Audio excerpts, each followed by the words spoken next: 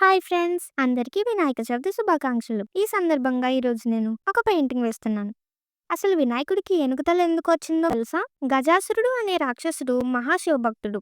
ఒకసారి గజాసురుడు శివుని గురించి తపస్సు చేసి శివుణ్ణి ప్రసన్నం చేసుకున్నాడు. శివుడు గజాసురుడిని వరం కోరుకోమన్నాడు. అప్పుడు గజాసురుడు శివుణ్ణి తన ఉదరంలో ఉండిపోవాలని, తన శిరస్సు త్రిలోకాలలో పూజింపబడాలని వరం కోరాడు. శివుడు అనుగ్రహించి గజాసురుని ఉదరంలోకి వెళ్లి ఉండిపోయాడు.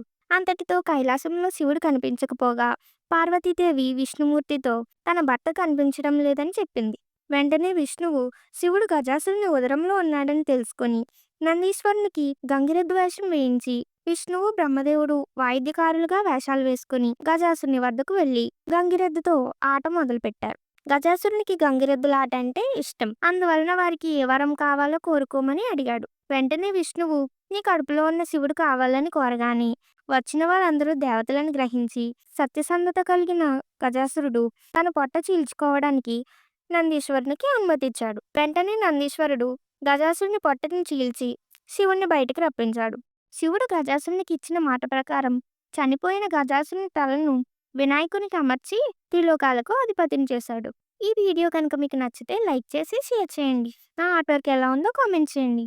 ఇలాంటి మరిన్ని ఆర్ట్ వర్క్స్ కోసం ఫాలో చేసేయండి. Thank you.